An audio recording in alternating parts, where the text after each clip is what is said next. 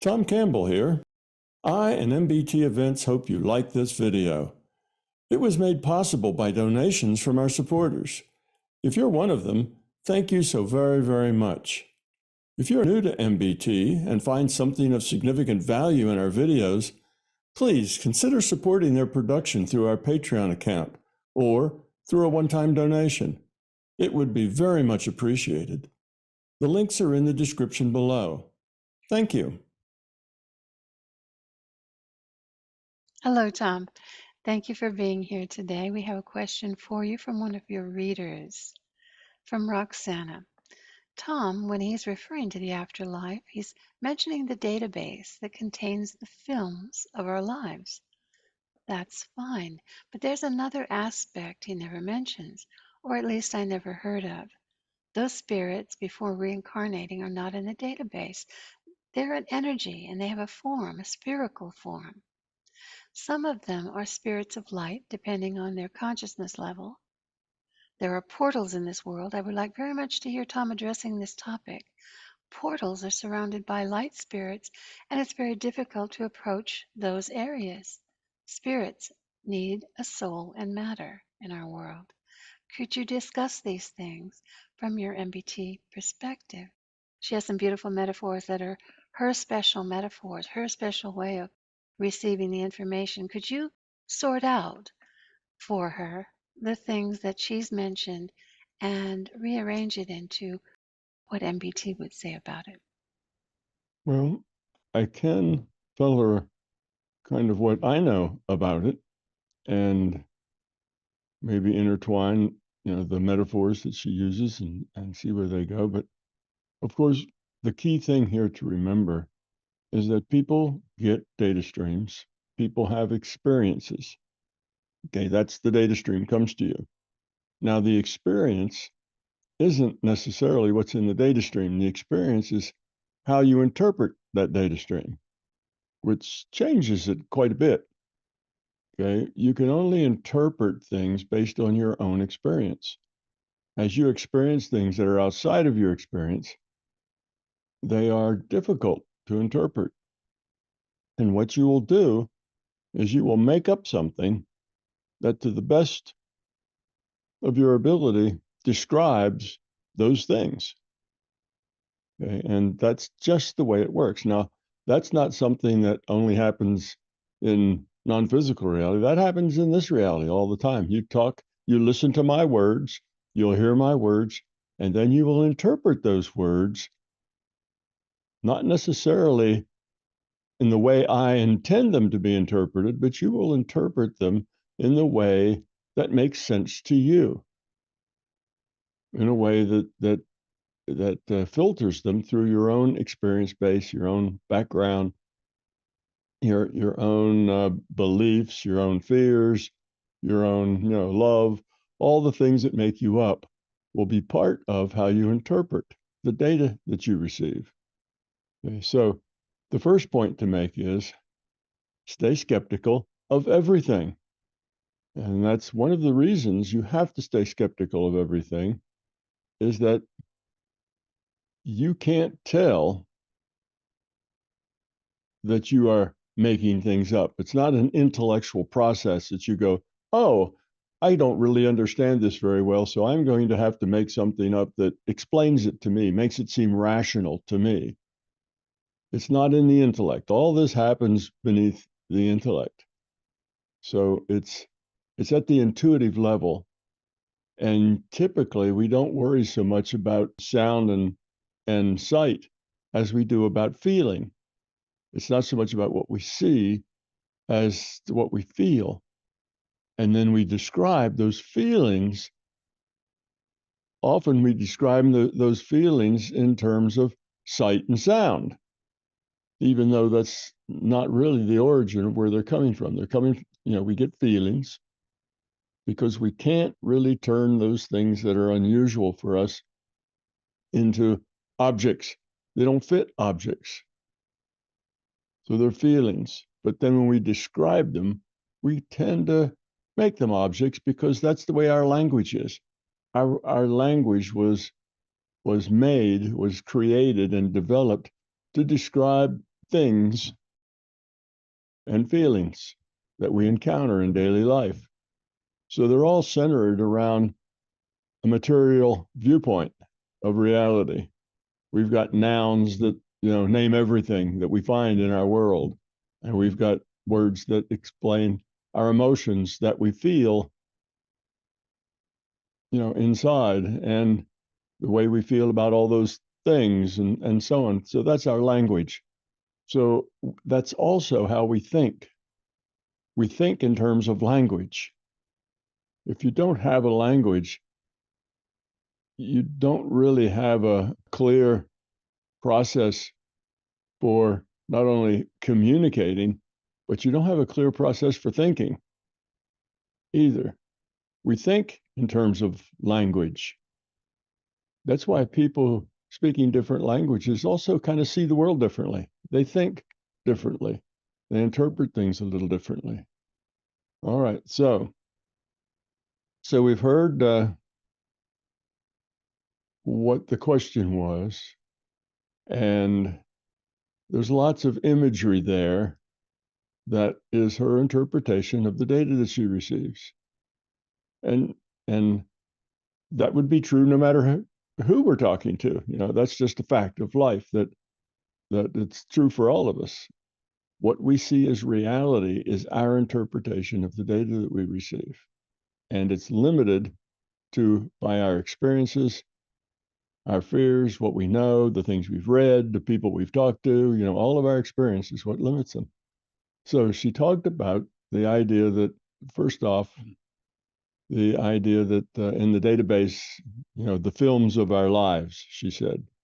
Well, it's not a film of our life, and that's a metaphor. I understand that.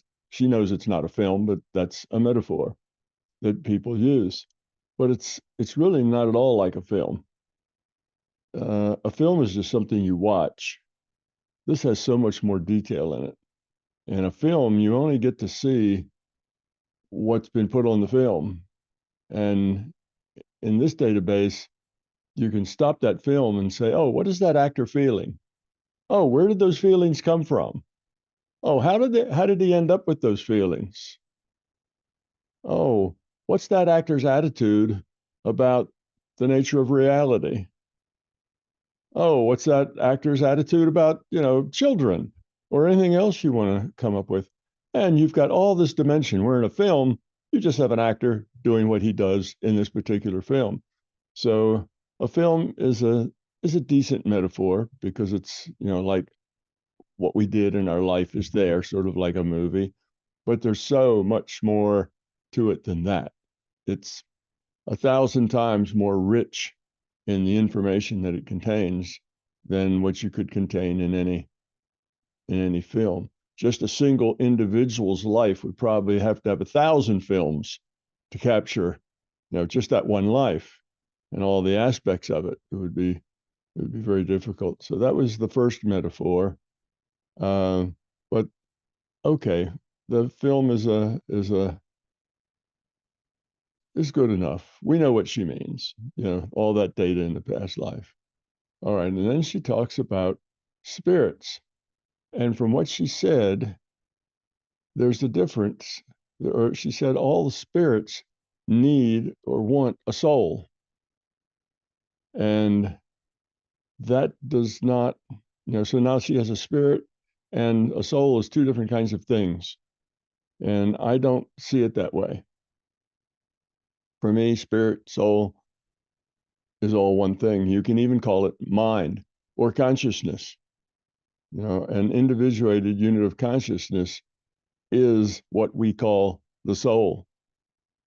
We think of ourselves as a body, and our player we think of as our soul.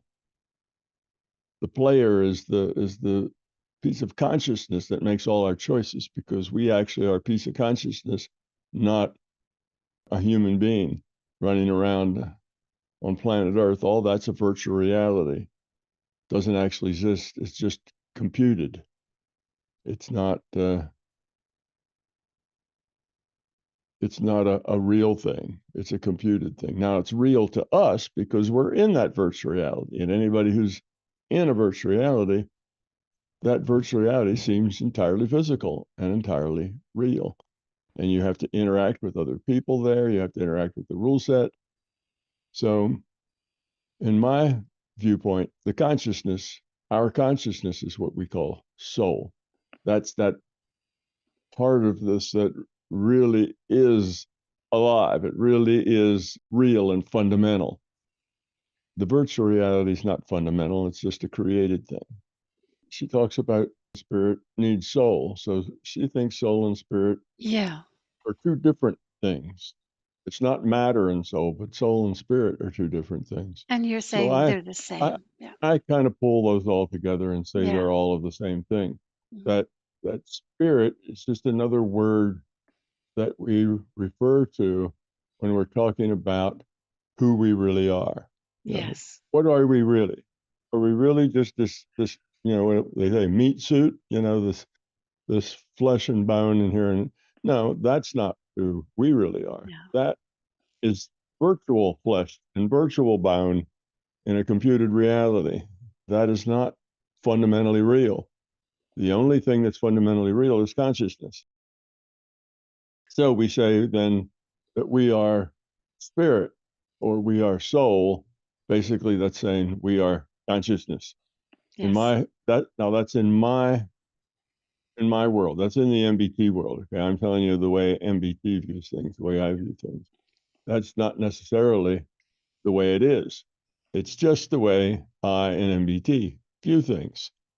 Okay, Yeah. now, so spirit and soul in my world are basically the same thing. And both of them are consciousness, subsets of consciousness. And those subsets of consciousness log on to an avatar like my body. So my consciousness, that's who I am really, log on to this body. And then I make all the choices for this body. And by making those choices, I learn, I grow, I evolve. I make low entropy choices, I evolve. I make high entropy choices, I de evolve.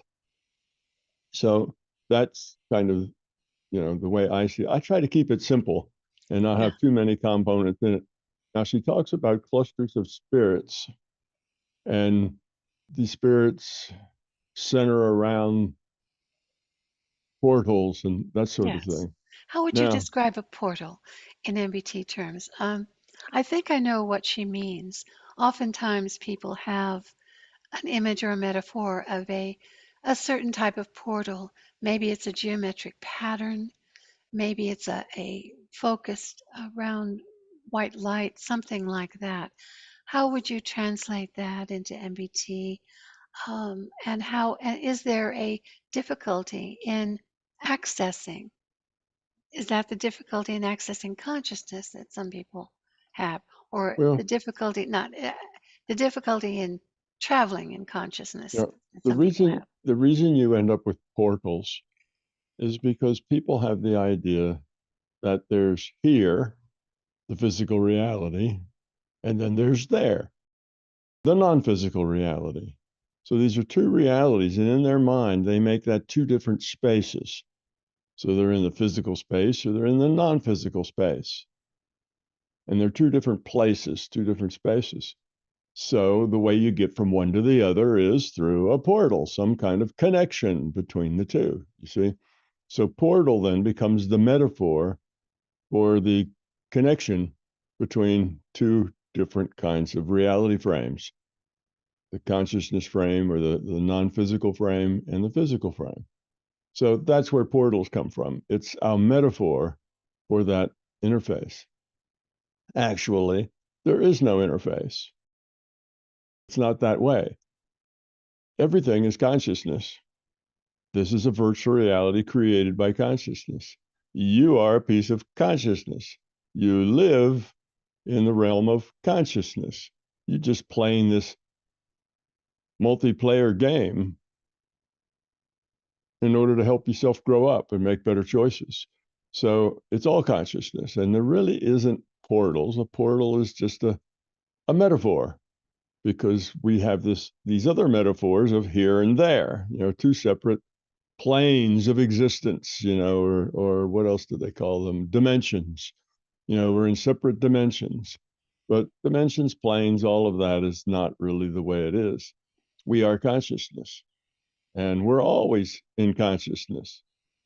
We're also playing the game. It's like when you're playing The Sims, well, you have to abide by the rules of the Sims game. When you play that character, you make the choices, but you don't have to go through a portal to get to The Sims. The Sims character doesn't go through portals and end up standing on your desk. That's not really the way it works. Your consciousness, that's just a virtual reality that's being run for you to have the experiences in. You can have experiences with your Sims character or with your elf or with your barbarian or whoever you might play in some you know multi multiplayer virtual reality game. So all those things are metaphors because it helps us make sense of our experience. In our experience, sometimes we're here in this thing that we call the physical universe. Sometimes we're there in that place. And then we have our own particular ways that we get from here to there. And we could call those things portals, if you like. Or we could say that I interact with things in this reality, physical universe, and I interact with spirits or souls in that reality. And to get there, I move through a portal. Or if they want to get here, they come through a portal. And then there's a collection of such beings that hang around portals because that's where the action is. That's where the coming and going is. It's sort of like a bridge between two, distant lands. But all of those are metaphors. It's not really like Of that. course. How We're did always she? we're always in consciousness. Yes. How would you advise through her metaphors that she receives this um, guarding, this sense of the portals are guarded and it's difficult to access them? As if it's difficult to go I through those portals. didn't really get the idea that they were guarded from what she said. I got the idea that they were busy in the sense that there were always entities hanging around there because when you do whatever it is you do to go from here to there, in your mind, again, Yeah. here and there are both metaphors. There is no here and there. There's just consciousness.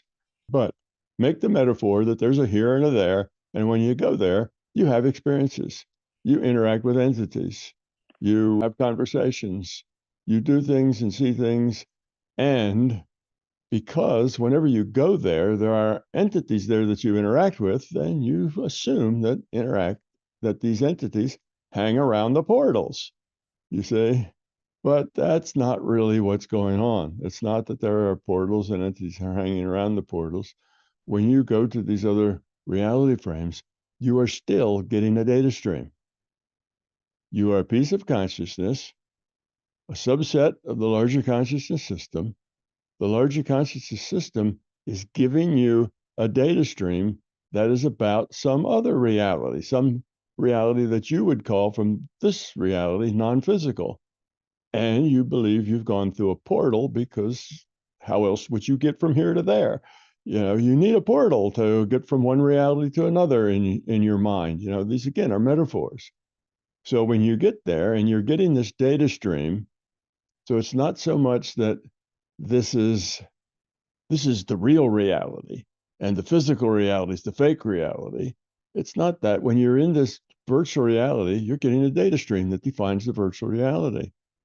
When you're not in this reality, when you're in what we call a non-physical reality, you're getting a data stream that describes that reality. Every reality in which you can experience is a virtual reality. If you can have an experience there, you're in a virtual reality. So when you go meet those spirits and those others and have an adventure and talk and exchange information and whatever, that's another virtual reality. You see, it's not the real reality. And this is the dense reality where people are all dense. And that's the rarefied, higher vibration reality where people are whatever, more knowledgeable or grown up. That's not the way it is. Those are metaphors. That's just an interpretation of what we think, because that makes it all seem rational to us. We don't know we're in a virtual reality. So we try to make rational sense out of it. Okay, I do this meditation thing, or I go, cross my legs and smell incense and whatever you do, you have your own ways of getting into non-physical, what we call non-physical realities. And you do that and you interact with people, and these people are, well, if you think that these people are more advanced and more aware than you are, then you may see them as beings of light, or you may see them as, angels, or you may see them in all sorts of things. If you have a lot of fear and you think, uh-oh, I'm going to another reality and I don't know anything about that reality. What if there's monsters there that eat people like me? Well, then you'll see monsters and you'll see things that want to eat you, because that's a fear you have. You see, so you make these interpretations to make sense out of your experience. So you go there expecting to see, uh, non-physical being, angel kind of things. And so you meet beings and they're just the way you expect them to be. You're getting a data stream that defines an interaction, how you dress that person up in that interaction, whether you make them big or small or hairy or thin or with a cape or with a dress, male, female, all of that is you putting all those things together to make it seem rational to you. If you went there and saw a three-headed chicken dancing, you'd say, that's silly, that's stupid, and you'd throw it out. You say, that's trash. Well, it's trash because it's not what you're expecting. It's not something that you can relate to. It's outside of your experience, and you really don't know what to do with it. So if you see a three-headed chicken that's dancing, you put it aside. You go back and say, well, let's do it again. I must not be in a good spot. Oh, so this time, instead of a three-headed chicken dancing, you get something that is something you can work with, something you can deal with. You get an angel. With or without wings, doesn't matter. You get a guide. You get that sort of thing. You get sometimes the good, the bad, and the ugly, and the beautiful. You get all of that because all of that's in your experience. So you can interpret things as for all of that. So that's kind of how the My Big Toe viewpoint looks at these sorts of things. These are interpretations you make because they make the most sense out of the data stream that you're getting for you.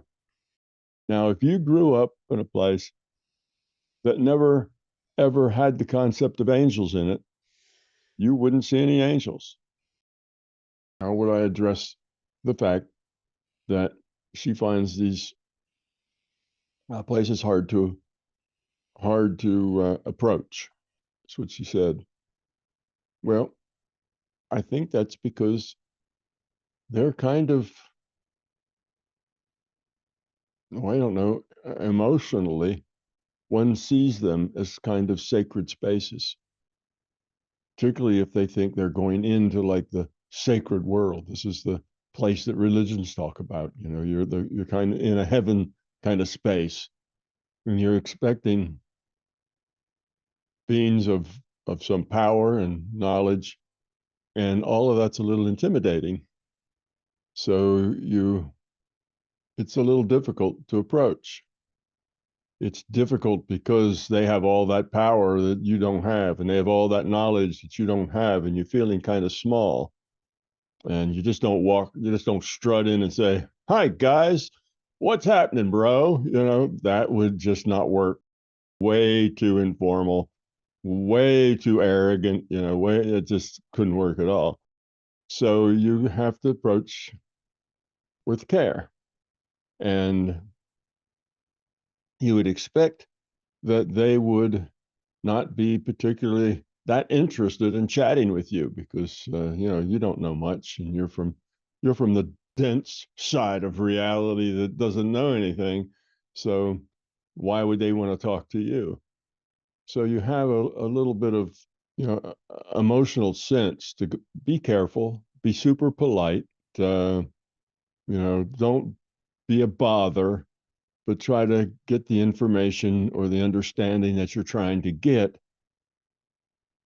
And if you're lucky, they will entertain the thought of talking with you and give you some information. If you're not lucky, they'll just kind of turn their backs and you might as well go away because they're busy. They don't want to be bothered. So that'd be one way that a person might interpret it because that's the way they experience. If they walked into a room and it was full of senior professors, all discussing some philosophical thing, they'd feel the same way. They'd say, oops, better not just barge in here. Let me just be quiet and stand out on the side for a while and listen. I'm not going to barge right in and tell them that my problem is that I lost my cat and could they help me find it? I'm not going to do that. So you have this sense of respect. And that's how then you project. That's the image. That's what you see when you have the sense of respect. So that's why you have these beings. That's why they're beings of light, because what could be more beautiful and knowledgeable than a being of light? And besides, if they were beings of dark, you wouldn't be able to see them. They'd be black on a black background and would be invisible. So you need something that stands out. So a being of light is just a real useful thing. And if they're just light beings, you don't have to worry about whether they're wearing clothes or not because they're just made out of light. So that solves all those delicate problems of anatomy and all the details that really aren't important. So it's just lots of little reasons that all go together. They're all part of what you are inside. Your beliefs, your attitudes, like I say, your fears, all of that stuff is mixed in there. So there's a little bit of everything in you that helps make and form these images of what it is you see. So the thing is, when you're doing this kind of work, realize that one, be skeptical of everything. It's not what you see that's important. It's the meaning behind it. You have to read between the lines. It doesn't matter whether it's an angel or a three-headed chicken. That's not the point. What can you learn from it? What's the information you can get? What's the value of it for you?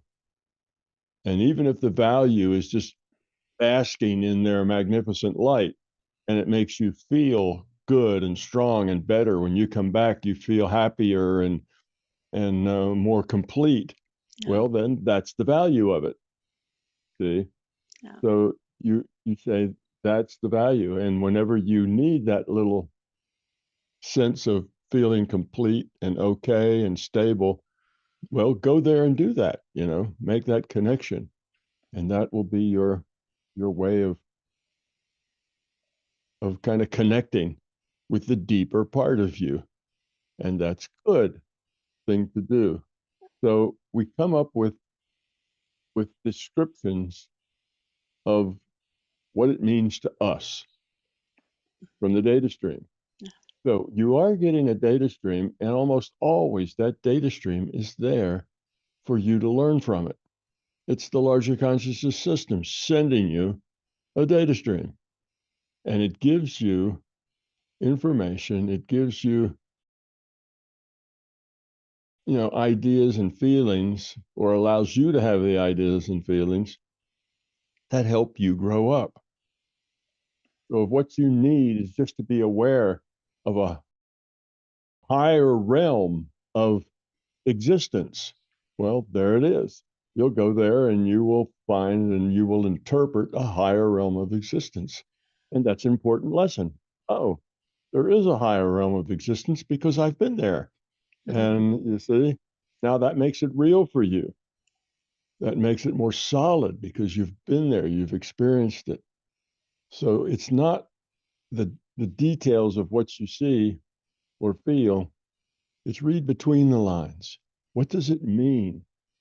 What do you get from it? What did you learn from that? What can you learn from it? And if you look at it that way, then you won't need so many metaphors. Mm. It's not about what's out there. It's about what you can learn from your interaction with what's out there.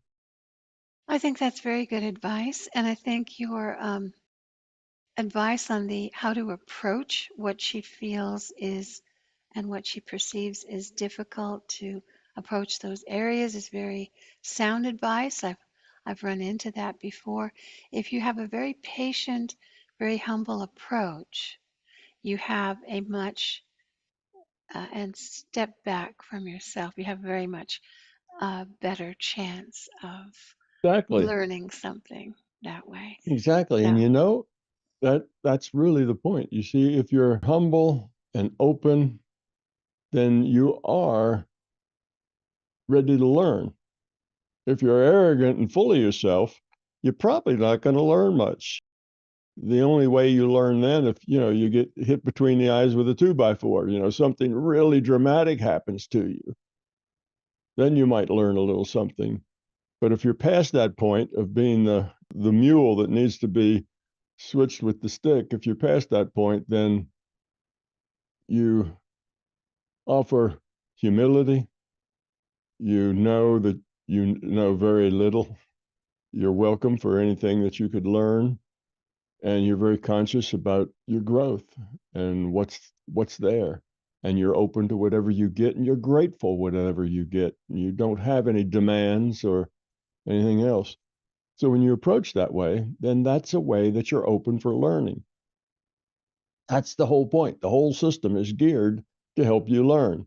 So when you enter with an attitude of, I'm willing to learn, then things will open up to you. Things will happen. People will come and talk to you. You'll have, you'll get a much more interesting data stream from the LCS because you're there to learn. Whereas if you're just there exploring, well, it depends on how much you're learning from that exploration. The the the larger conscious system may just help you explore, show you different things just to broaden your horizons of what's possible. Or it may think if you're exploring is just kind of random and isn't really open for learning so much as that I just want to see some stuff. It's still all about you. Then the system will probably ignore you and you won't get much. So I think that's the idea. Yes, you want to approach with humility, with an open mind, and open for whatever you get, and have no preconceived notions. You might go there, oh, here's a problem I'm working on. I really need help with this problem. But what you get may be about something totally different.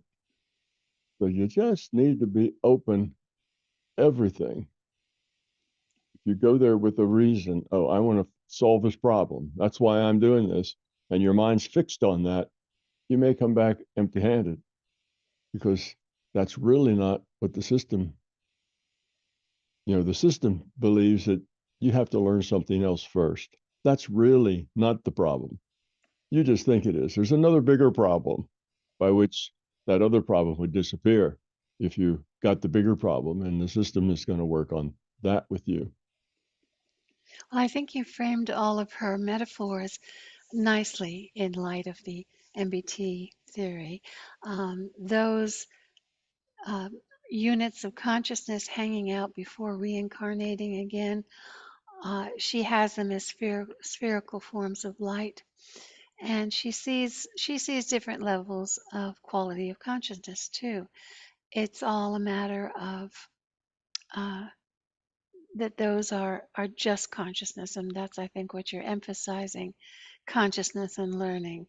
And you can place that in any kind of metaphor that you like.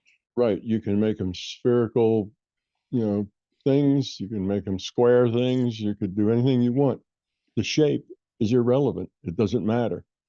But because your language requires you to talk about things, then you have to put them in some kind of physical, shape that makes sense to you. Whereas in the more fundamental reality of consciousness, there is no shape. Shape isn't a thing. It doesn't exist, but it has to exist in your mind. So you put a shape on things. And if you read in a book that they're spherical, then you think, oh, yeah, look, those are the spheres I read in the book about. Because once you read the book, then that becomes a possibility. And, it's that sort of thing. So it's not that what you see is what's there, it's what you see as a metaphor for your interpretation of the data stream you got. So Now, that's the way that yes. works. Now, in alternate realities, as in here, there are other virtual realities. There are ones that are different than ours. There are forms. So the question would be then, would you see what's actually there? Would you see again, like we interpret we interpret things from our own viewpoint? Would you see what's actually there? Would you see what's your interpretation of what's there? If you saw a being and you dropped into another reality and there was a being there, there are long, colorful robes, and there's this ceremony going on, and you remark, what a beautiful thing that is. And someone turns around like, who are you? What are you really seeing there as far Well, as first of form and all, information? there is no there. That's the first thing. There is no such thing as there. There is no such, well, what is really there? Well, there is no there. You're getting the data stream. That's there is defined as a data stream. It's just information. You're getting information. You're interpreting that information as there. Okay. Just like if you came into our physical universe.